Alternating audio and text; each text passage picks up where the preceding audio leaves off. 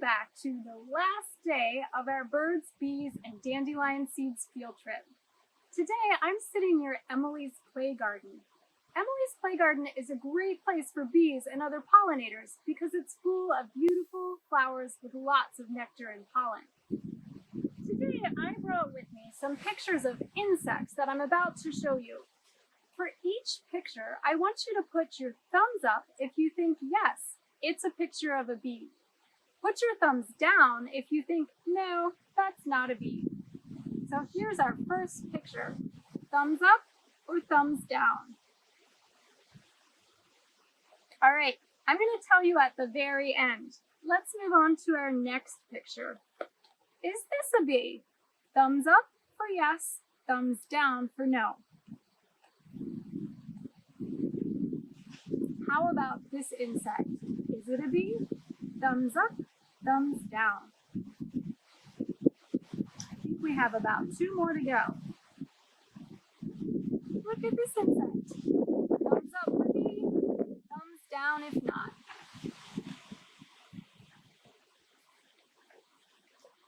And here is our very last insect. Do you think it's a bee or not?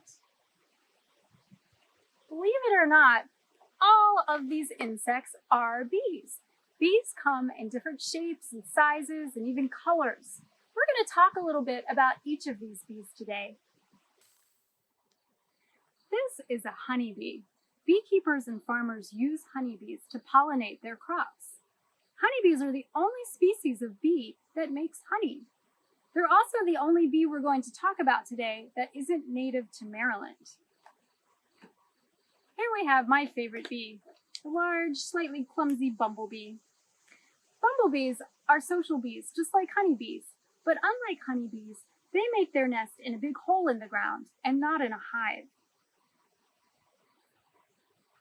This smaller bee is called a sweat bee or a green bee. Sweat bees are solitary. Each bee makes its own nest in the ground. This bee here is a carpenter bee. It gets its name because it digs a hole in wood for its nest. Carpenter bees are the biggest bees in North America. Most bees are just the size of a grain of rice. The last bee we're going to talk about today is the mason bee. Mason bee mothers lay their eggs in the hollow stems of plants. Next to the egg, they'll put a little ball of bee bread. Bee bread is a mixture of nectar and honey. Sounds good, huh? Then the mother bee will seal off the egg with some mud.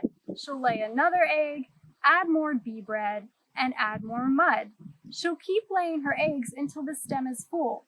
When the larvae, the baby bees, hatch, they have a snack to eat right away. Sometimes humans can make special homes for mason bees, like this one. If you look inside, you can see the larvae, the baby bees, eating their bee bread. I'm going to hold up these pictures once again. Let's see if you can remember the names of the bees. Here we have the honeybee. This is the only bee, remember, that's not a Maryland bee. Next, we have the fuzzy, what is it? A bumblebee. After that, we have the smaller, shimmery, that's right, green bee or sweat bee. This is the bee that makes its nest in wood. So what's its name? It's the carpenter bee. And finally, we have the bee who builds her nest in hollow stems. She's called a mason bee. Good job learning about bees. Bees are really cool insects and so interesting. Sadly, bees are endangered because of climate change, habitat loss, pesticide use, and disease. Without the bees, it will be hard for us to grow enough food to eat. Luckily, there are things we can do to help bees. We can plant flowers that will provide food in the forms of pollen and nectar for bees. We can also build houses that will shelter bees. This one is really neat, but a little complicated. For a simpler model, you and a grown-up can go online and find ideas or check out a book from the library. Another way you can help the bees is to tell people about why they're so important. That's what you and your teacher are going to work on now in a special Be Kind project. Have fun with it. We had so much fun together with our birds, bees, and dandelion seeds field trip. I hope you and your family are able to come out and visit the Arboretum soon. Look for frogs in the wetland, peek inside the gnome home, duck into a wigwam, smell a flower at Emily's playground, and wave hi to the goats. In the meantime, get outside as much as you can. And remember, always be kind.